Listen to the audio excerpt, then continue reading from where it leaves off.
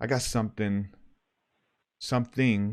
and someone that I want to talk about, and that is Kirby De Lanerolle, a fellow by the name of Kirby De Lanerolle. So I've had him on my podcast, an amazing talk, has a beautiful revelation of grace and how the grace and the cross of Christ and the gospel, it literally transmutes our conscious to where we feel like we're ashamed or we're not worthy and things like that. And so just going from really Genesis to Revelation, showing how we carry guilt, shame, and condemnation, and how the gospel and the story of Christ undoes that and allows us to approach the throne of grace boldly, and how we're right in standing with God, how everyone already is, you just don't know it. And so he has a beautiful revelation on that. I had him on my show over a year ago, but I was invited. Someone bought me a ticket to the 5-day program that he just did here in Destin, Florida. And so I went there, and I did 3 days. I had got so much stuff that we got to get ready for here with my, we have a retreat this weekend and to do the podcast and all that good stuff. So I had to get back. So I did 3 days of the fasting and being a part of his services. His revelation, what this brother's bringing to the table it's phenomenal. It's otherworldly. It not only for me, but for so many people, what this brother's bringing to the table. Everything that is in my book, you guys know I wrote a book.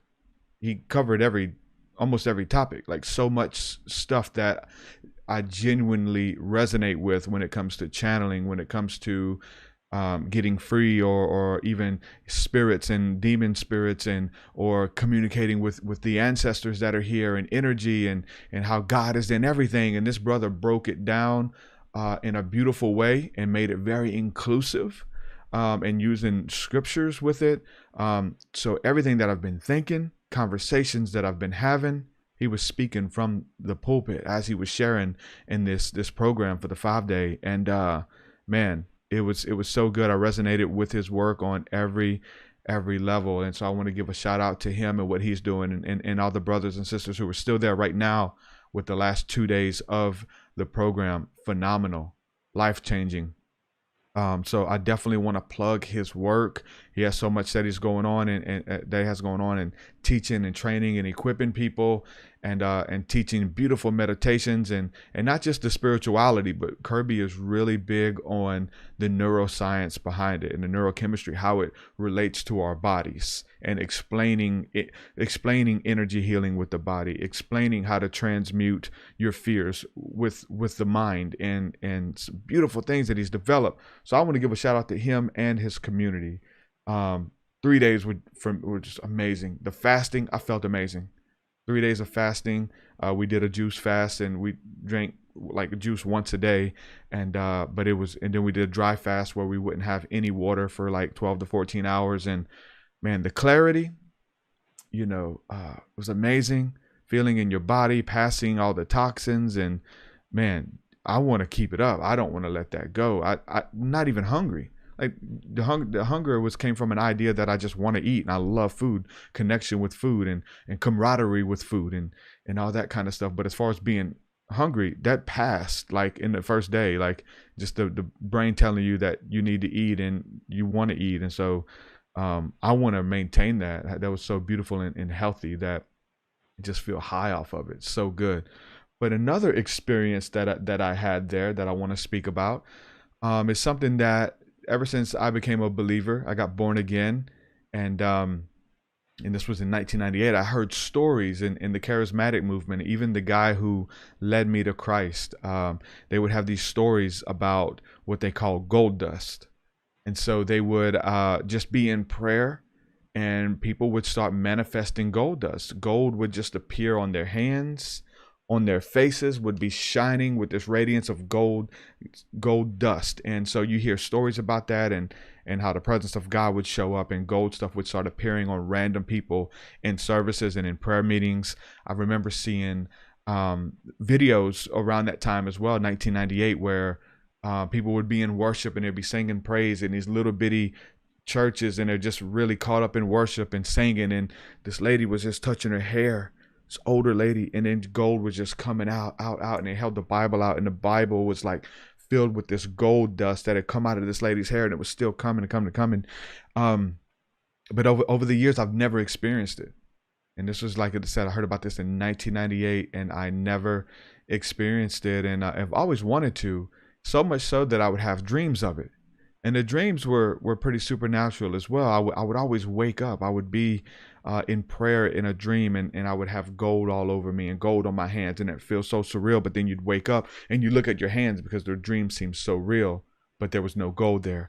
And it was something like, wow, I want to experience this. And I remember 2 dreams specifically that I woke up from with this expectation. And it got kind of weird over the years because it became, people start chasing these signs and wonders and wanting to see them and things like that. So I remember just being at meetings and stuff like that where people had heard stories or had experiences, and then we're just looking for it on people. And it was almost like you want it to happen. And I remember like people looking at the carpet and say, oh, there's a piece of gold. There's gold dust. And it was like one little glitter or something that was there. And some people, that's all it took. Oh, wow, gold dust is here. We see one little piece.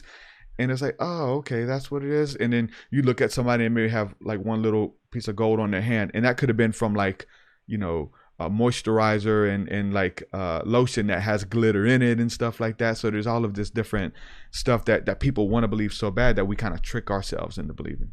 And then over the years, you also hear about the gold dust. People take the gold and they get it and they put it in a vial or a jar, and they take it to have it measured and weighed, and it's literal real gold. Like they're able to cash it in. People are able to pay off debts. There's also stories of gems and rupees and things that are forming out of hands or falling out of the sky and landing in people's hands or hitting them on the foot. These little gems and rupees that are like perfectly cut. And so you hear these stories and there's videos and all of this stuff. I've never been in those services. I've seen so much stuff in the supernatural, but I've never seen that. So there's a bit of skepticism there. Why? Because there's people who try to fabricate that stuff and to trick you. They'll literally bring lotion or a gold glitter or real gold, and they'll bring it to meetings, and all it takes is one sign or wonder caught on tape where everybody believes, and they give, and they're giving donations and they're sewing into that because they want to be a part of it, but those people made it up. So there's always like this healthy skepticism that I had, which I believe has helped me to see some really cool things, to be a skeptic, that I don't want to just believe because I see one flake, or I don't want to believe because I see a satellite in the sky. Like, hold on, I want that satellite to stop. I want it to change directions. I want it to blink at me. I want it to go into a star, right? So even with the angels in the night sky. So that skepticism has helped me see some really amazing things. So with the gold dust, there is the healthy skepticism that I had as well. So at the Kirby De Lanerolle meeting, they're moving in this realm of miracles, and he's calling out miracles, and they're seeing tons of stuff in people's bank accounts and people's, pain leaving people's bodies as he speaks it. Boom, it's there. Check it. It's there. Go ahead and look. You have to look and see. And so many really beautiful, creative miracles. And the energy was really high in that meeting, and rightfully so. And I was sitting there chilling. My buddy Nico, shout out to Nico Morales, me and him hooked up during the retreat, and man, he's a beautiful brother, and we were together the whole time, and he was next to me. He's like, you got anything going on, man? You got any gold dust on your hand? And I said, no, I ain't got nothing going on, man. And I was like, I don't know if I really believe in it. Like, I've prayed for it. We had guys on here that kind of specialize in it. And he's like, look, do you see it? And I'm like, no, I don't see it. Don't see it. So Nico's like, well, let me pray for you, bro. Let me speak. And he don't really pray for you. He just commands it. Nico don't really pray. He'll command it. Boom, there it is right now. Boom, there it is. He'll connect in that place of 0 point and bring it out. So he wanted to do it for me. And even on that kind of skeptic, I'm like, sure, I'm open. I want to see it. Don't know if I believe you, but sure. Because again, there's people, charlatans, man. There's people who are getting caught doing this stuff. And even Kirby, when he stepped into this, the person who taught him ended up being a charlatan. He found out, but Kirby was having this stuff come out of nowhere because he believed it. He aligned his faith in 0 point to bring it into this now moment. And so he's seeing so many things, like wild stuff, especially financial stuff, in bank accounts. But Nico spoke it over me. He said, now, boom, there it is. There it is. Do you see it? I see it. And I was like, no. He said, yep, there it is. Look at your finger. There it is on the tip of your finger.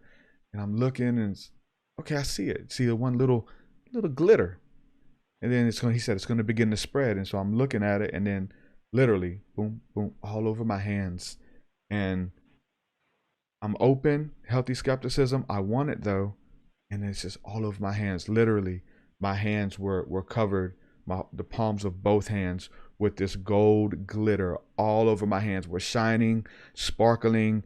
To me, I would say it looked like Edward from Twilight, when he gets in the sun and he begins to glisten. Like all over my hands were glistening with this gold glitter. Nobody touched me, nobody put nothing on me, and it just began to formulate out of nowhere. And the presence of God and the glory was really strong in that place. And I was like, wow. I was blown away, because like I thought I knew. I was a healthy skeptic, you know, and I didn't know if it was real or not. And finally I was getting it all over my hands, covered with the gold dust and glory. And it was beautiful, so much so that Nico walked me up to the front and showed Kirby, and everybody got to see it. We tried to catch it on camera. It's hard to pick it up on camera. And Nico had a video all the way up to right when he put the camera on my hands. His video turned off or whatever. But I knew. I don't care if any of you guys know. I don't care if any of you guys believe me. I had the encounter. I had the experience, and then later on it wore off. It went away. So for me, that's a good thing, because for it not to be there, and then go away, was the fact that something was there. And I'm a believer, man. Like it's so beautiful to be able to experience that. And man, beautiful stuff. If anybody of you, I'm reading comments now, and people are saying they've had that happen at different places. And you know, Nico talks about he had it happen to him, and then it starts raining from his ceiling, like this gold dust coming out of his ceiling and things like that. And so beautiful encounters there at the retreat with Kirby De Lanerolle. So if you're not plugged in with his work, you don't know who he is, look it up. Kirby De Lanerolle, Laneroll. It'll come up. He's into breatharianism. He's into breath work. He's super Christian mystic, but man, beautiful dude. That everything he said I resonated with, and it was good to hear someone like articulate things that you've been studying and experiencing for years, even from a pulpit, from a place of authority, versus like other seekers and stuff. For somebody who has like developed things that are teaching the stuff that we've been believing in, revelations that we've been coming into. So definitely check out Kirby De Lanerolle and Wildlife. And so that was amazing.